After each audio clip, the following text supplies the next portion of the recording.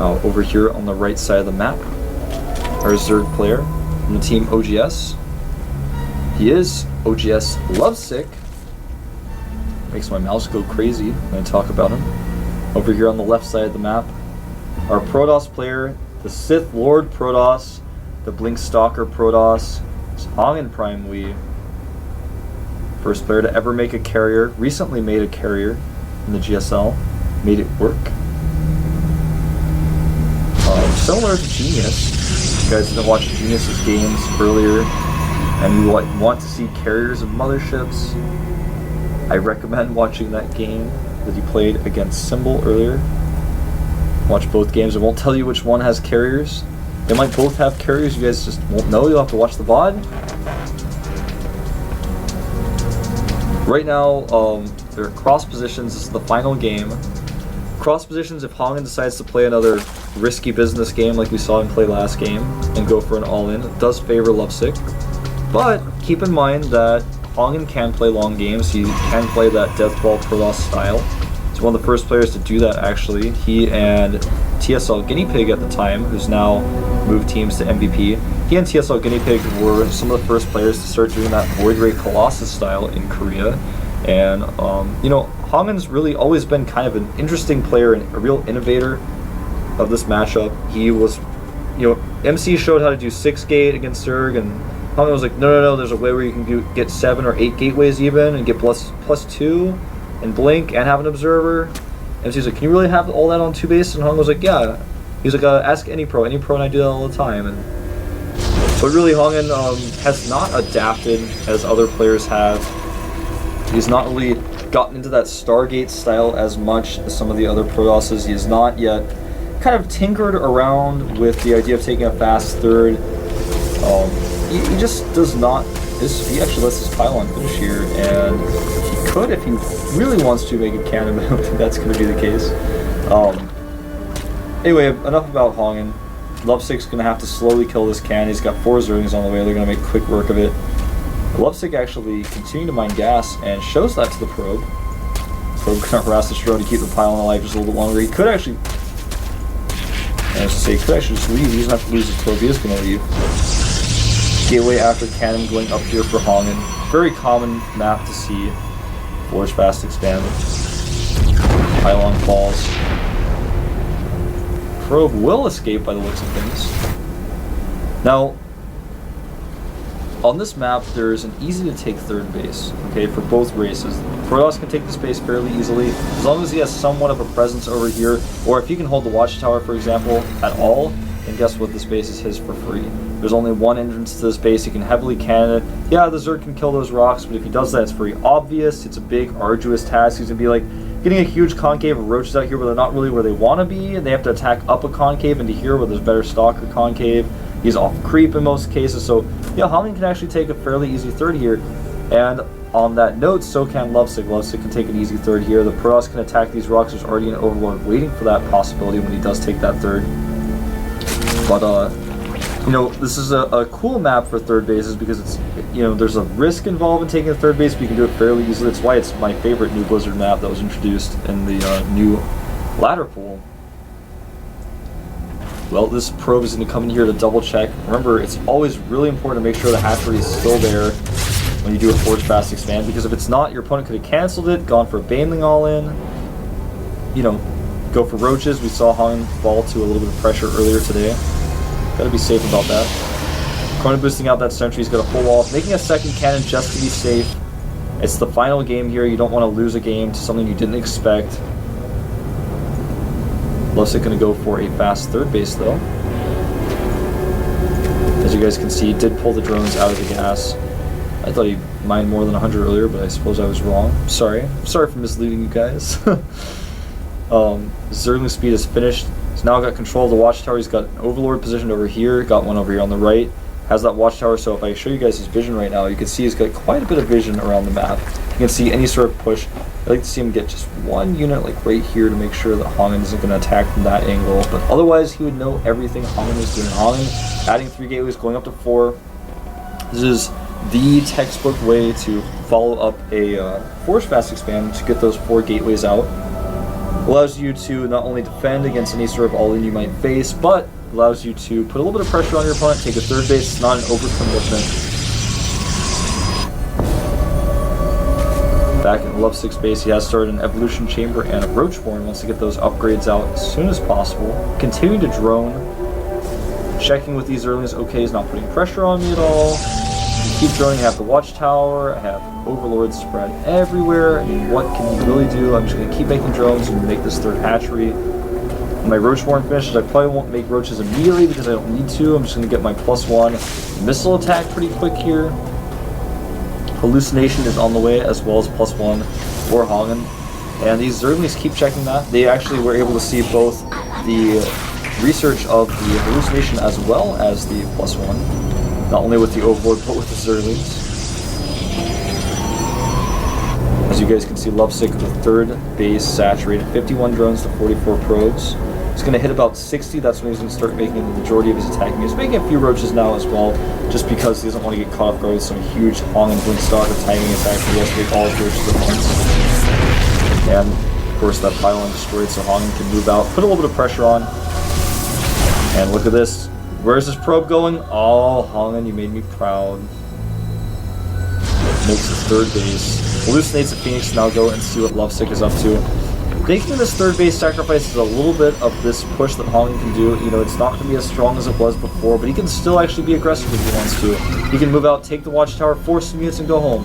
He can do whatever he wants with this. He can just sit back here and stay here. That's not even a terrible idea itself, but he's got so many options right now. He's getting +1 armor. Lair is on the way, +1 missile attacks as well right now for Lovesick. And HongUn actually not adding a Twilight Council nor Robo just yet. There it is. Twilight Council going down. Lovesick adding additional gases. As you guys can see, going to be going up to all of his gases. Kind of interesting thing to note about Lovesick, he actually had one gas in each base and took the other one last. And he wanted to have them all spread out between his hatcheries. Interesting decision. HongUn is down on supply right now, but that's just how this matchup goes. While the Protoss tries to power up, get extra gateways. Look at this wall up by HongUn, that's pretty cool. It makes it so that if the units want to attack the gateways, they kind of have to poke up the ramp a little bit. Otherwise, you can have a situation where your gateways are here and your opponent has roaches and an Overseer or something just kind of poking up the gateways. Awkward position for the Protoss. He backs up here. I like that. Continuing to scout with these Phoenixes. Has he seen the lair attack? He knows the lair is finished here. He knows the roach speed's going to be coming up soon as well as +2. Probably wants to check right now with that Phoenix the upgrade, so. Ooh, I like this. Sneaking the Spire right under the Phoenix's nose. And Lovesick is not going to expect this. HongUn rather. He saw this Spire, but did he really see it? Does he know? If he looks back at this, of course he'll look, okay, that's a Spire. And I think he does, because he's making it Templar Archives right now, as well as Blink for his Stalkers. Putting extra cannons. We'll see if he makes some cannons in his main. And this is something a lot of players don't do, is they don't make cannons in their main. You know, if your opponent goes Muse and you know it, you just have to make cannons in your main. It's not an option. If HongUn's forces are as natural, Muse are nearly kill probes as his main if he doesn't have cannons there. Even if he reacts immediately, sees him with like a pylon on the edge of his base, he's going to lose probes if he doesn't have cannons there. And no matter what, if there are cannons there, they're going to do a little bit of damage to Muse. Lovesick's got this elite roach squad over here that wants to kind of move out and attack this base, I think, fairly soon, but he's not quite using it yet. I think he may have missed his opportunity to. Looks like he's going to attack from two fronts, or maybe even get these roaches into one big roach ball and attack. Either way, this looks really scary as these roaches are about to have +2. Roach speed is about to finish. You're going to see these roaches start running. Here they go. 17 roaches, by the way, in production behind this. And that Phoenix sees this. He's going to want to force field right now. Oh, and the force field a little bit late. Lovesick able to get most of these roaches up. He targets down Cybernetics Core, and guess what? That means no more Stalkers or Sentries. Those are the two vital units for HongUn right now. But oh no, HongUn, you do not want to send your Sentries out against these roaches like this. Now the roaches are kind of caught fighting on two sides, but they're doing a decent amount of trading. This is basically a July Zerg type of attack. Lovesick has just said, you know what, I have a total of 68 drones. I'm just going to attack now with roaches. I'm just going to keep hitting them over and over and over again. I'm going to constantly be maxed out. I'm going to keep trading with them, and eventually I'm going to get ahead from that. But really nice micro by HongUn, and I think HongUn actually got the better end of the deal here. Lovesick continuing to make roaches. As you guys can see, they're streaming across the map right now. No Mutalisk just yet, no flyer attacks either. Roaches do have burrow. We're gonna try to run up here. HongUn force healing pretty on the spot there. Just a few roaches getting up. This cannon is under fire, but it's gonna be totally fine. And ooh, actually catching some of these roaches now, but he has to be very careful. Lovesick's roach squad is heavily upgraded. Does not want to fight it in a straight up fight. Wants to be able to just kind of blink back. Yeah, exactly like that. Come up here, use the safety of those cannons to catch some of the roaches. Smartly Lovesick's continuing to burrow here. Get those hit points back from those roaches, see how fast they regenerate. Pick off some stalkers. He's just continuing to keep his opponent's army low, not allowing HongUn to get a strong death ball oriented force. He's actually going to target down a ton of these stalkers right now. May in fact go for the Nexus, is going for the Nexus with the majority of his roaches. And that is going to fall no matter what. And now he can actually just kill these stalkers unless they blink away. They don't have a lot of space to blink to though. Man, Lovesick is just being Jelizerg here and just saying, well, I have 68 drones. I guess I'll just keep holding down my R key until he leaves the game. That is just what we're seeing here, guys. HongUn's going to die. He's going to lose 2 of his gateways here. It's crucial production he needs right now. Getting another one here. He has Psystorm with no Templar. And these gateways are unpowered now. These probes, many of them will not escape. Things looking very dire for HongUn. Lovesick with twice the supply. Taking this hatchery here. He could mine from it, but you know what he'll probably do with this hatchery is actually just use it to reinforce some more roaches. 11 roaches in production right now. Hydra is still on the way. Pathogen glands, +2 carapace. Lovesick is just going to actually keep attacking at this point, I think. HongUn's got a decent concave up here. He's got a lot of blink stalkers. But Lovesick can just keep trading. That's exactly what he's going to do. Running through here, doing so much damage to these gateways. The cannon's falling immediately as well. Pulls back. It's actually totally fine though. He's going to probably start rallying in Hydras with this. And when he does so, the Hydras, he's going to want to spread some more creep. He's got that creep kind of spreading out here. He might bring some Overlords and just continue to attack with those Hydras. He can bring Infestors if he wants. He's got 3 Infestors on the way, timing it out with that Pathogen Glands upgrade. He's about to have +2 Carapace. HongUn just not in good shape here. Losing these pylons. Good force fields, HongUn, but what are you going to do? Because you can't leave your base, you can't take a third. You're trying to get a death ball, that's the only option you have, but Lovesick just keeps attacking you, so you can never be maxed out. He's always got better upgrades than you. 1-1 against 2-2, soon to be 2-2. He's about to have some Infestors out. He's got Burrow, he's got Burrowed movement. What can HongUn reasonably do against this? There's nothing he can really do. The only thing he can hope for, like I said, is to just max out and attack. He's going to have to go for one big push. He's got 4 High Templar here. They do have enough energy for Storms. Storm not very effective against Roaches, especially because Roaches can burrow and heal so quickly. Basically, you can out-heal a High Templar Storm with the burrowed Roaches. That's how fast they heal. It is going to, though, support him in his push. He's going to have to be careful with his Roach. He's not just going to be able to sit under the Storms while also taking Stalker Fire. The High Templar are also going to be really useful against these guys, the Infestors. HongUn's able to kind of sneak a third base, not a hidden third base, but a third base that Lovesick did not decide to attack right away. He's going to long distance mine from here. He needs to be doing things like this.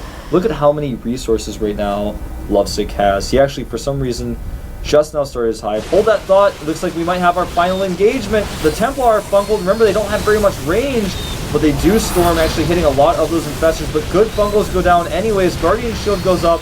A beautiful trade here for Lovesick. Even some infested Terrans coming down here. This may actually seal the deal as +2 Carapace is complete. The Stalkers have 2-1, but the Roaches have 2-2. Good Blink Stalker micro, but this trade is just too good for Lovesick. Yeah, HongUn's going to survive here, but for how long? With 16 Roaches and 14 Hydros on the way, Hive on the way as well. What can HongUn do? He doesn't have enough resources to keep making these Stalkers. In the middle of the map here, you can see more Infestors and even Spine Crawlers. You can't even take the Watchtower. There's even a Spore Crawler here. Can't even kill Creep with an Observer there. Taking Photon Cannons. The last thing he wants to do, but one thing he has to do when he moves out, because otherwise he knows Roaches are just going to attack and kill him.